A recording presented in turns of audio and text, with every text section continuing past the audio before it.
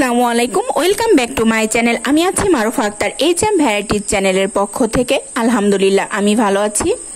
আপনারা সবাই কেমন আছেন? আবারও চলে আসলাম আপনাদের মাঝে নতুন একটি রেসিপি শেয়ার করার জন্য। আজ আমি আপনাদের সঙ্গে একটি পিঠা রেসিপি শেয়ার করার জন্য চলে এসেছি। যেহেতু তালের সিজন চলে এসেছে, তালের পিঠা তো আমরা অবশ্যই কম বেশি সবাই বাড়িতে তৈরি করি। আমি যেভাবে তৈরি করি ঠিক সেভাবে আপনাদের সঙ্গে আজ শেয়ার করব। আজকে আপনাদের সঙ্গে আমি শেয়ার করব তালের বড়া পিঠা। আমি যেভাবে তৈরি করি সেভাবে আপনাদের সঙ্গে শেয়ার করব। আশা করি আপনাদের কাছে অনেক বেশি ভালো লাগবে। এই রেসিপিটা খেতে অনেক বেশি টেস্টি হয়, বড় থেকে ছোট সবাই অনেক বেশি পছন্দ করবে এমন একটি রেসিপি হবে আমার আজকের এই রেসিপিটি। তো চলুন মূল রেসিপিতে।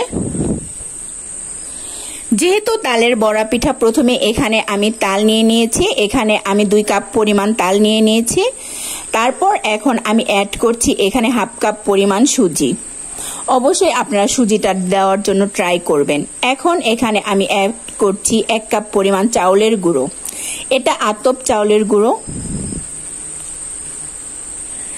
নারিকেল অ্যাড করছি এখানে আমি 1 কাপ পরিমাণ। অবশ্যই আপনারা নারিকেলের পরিমাণটা বাড়িয়ে দিবেন, এতে করে পিঠাটা খেতে অনেক বেশি টেস্টি হবে।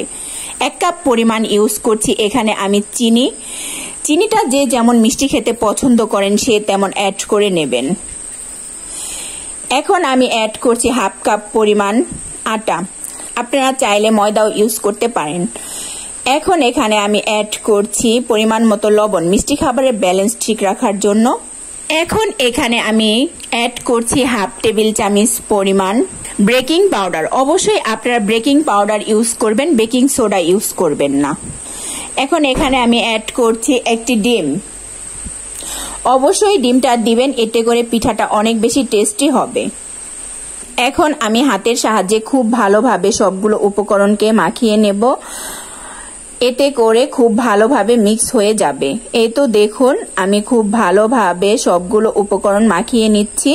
এই তো দেখুন আমার মাখানো হয়ে গিয়েছে।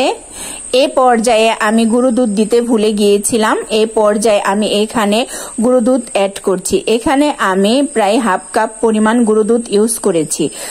তারপরে খুব ভালোভাবে আমি এই ব্যাটারের সঙ্গে গুঁড়ো দুধটাকে মাখিয়ে নিচ্ছি।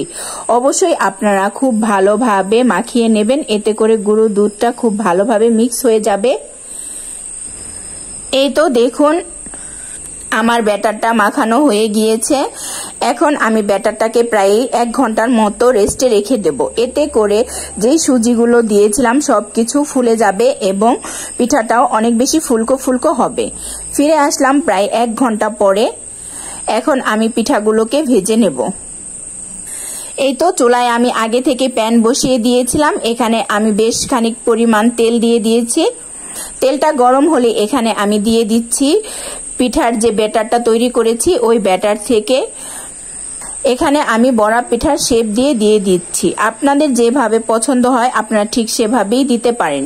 আপনারা অবশ্যই পিঠাটা দেওয়ার সময় চুলার আঁচটা মিডিয়ামে রাখবেন, এতে করে পিঠার উপর থেকেও কালার আসবে এবং ভিতর থেকেও খুব ভালোভাবে হয়ে যাবে। এই তো দেখুন পিঠাগুলো আমার দেওয়া হয়ে গিয়েছে। মাশাআল্লাহ দেখুন পিঠাগুলো একা একাই ফুলছে এবং একা একাই ঘুরতেছে। এতে করেই বোঝা যাচ্ছে যে পিঠাগুলো কতটা পারফেক্ট হয়েছে। এই তো আমি এখন ভালোভাবে নাড়িয়ে নেব এবং এপিট ওপিট করে খুব ভালোভাবে ভেজে নেব। পিঠাগুলা দেখতেও মাশাআল্লাহ অনেক বেশি ফুলকো ফুলকো হয়েছে। দেখুন আমি এই পিঠাগুলোকে সময় নিয়ে কয়েকবার উল্টে পাল্টে খুব ভালোভাবে ভেজে নেব। আমি যেরকম কালার পছন্দ করি ঠিক ওই রকম কালার করে ভেজে নেব। আপনারা যদি চান একটু কম কালার তাহলে কম কালার করে নেবেন, এবং যদি চান একটু বেশি ভাজা পছন্দ করেন তাহলে অবশ্যই একটু বেশি ভেজে নেবেন। আমার যেই রকম পছন্দ আমি ঠিক ওই রকম করেই উল্টে পাল্টে ভেজে নিচ্ছি। এই তো দেখুন পিঠাগুলো দেখতে কতটা সুন্দর লাগছে।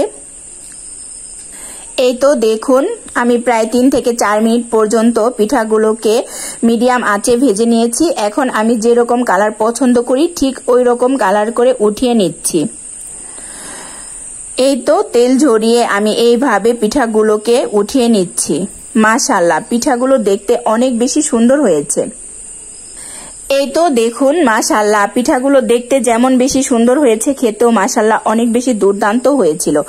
যারা এখনো এই পিঠাটি এইভাবে এই রেসিপিতে তৈরি করেননি তারা একবার হলো তৈরি করে দেখতে পারেন, আশা করি নিরাশ হবেন না। আলহামদুলিল্লাহ, আমার বাসার সবাই এই পিঠাটা অনেক বেশি পছন্দ করেছে। যতটা ফুলকো ফুলকো হয়েছে এবং দেখতেও মাশাআল্লাহ অনেক বেশি সুন্দর হয়েছে। দেখুন ভিতরটাও অনেক বেশি সফট হয়েছিল। আমি আপনাদেরকে একটি পিঠা ভেঙে দেখাচ্ছি কতটা পারফেক্ট হয়েছে। এই তো দেখুন পিঠাটা কতটা পারফেক্ট হয়েছে, দেখেই বোঝা যাচ্ছে যে কি পরিমাণ সুস্বাদু হয়েছে। আপনারা আমার এই রেসিপিতে একবার হলো এই পিঠাটি ট্রাই করে দেখতে পারেন। ভালো লাগলে অবশ্যই আমার চ্যানেলের পাশেই থাকবেন। আজ এ পর্যন্ত। আপনারা সবাই আমার জন্য অনেক বেশি দোয়া করবেন, আল্লাহ তাআলা যেন আমার মনের আশাগুলো পূরণ করে দেয় এবং আমাকে অনেক বেশি ভালো রাখে। আমিও আপনাদের জন্য অনেক বেশি দোয়া করি, আল্লাহ তাআলা যেন আপনাদেরকে অনেক বেশি ভালো রাখে, সুস্থ রাখে। আজ এ পর্যন্তই। পরবর্তী কোনো ভিডিও নিয়ে চলে আসবো আপনাদের মাঝে। আল্লাহ হাফেজ, আসসালামু আলাইকুম।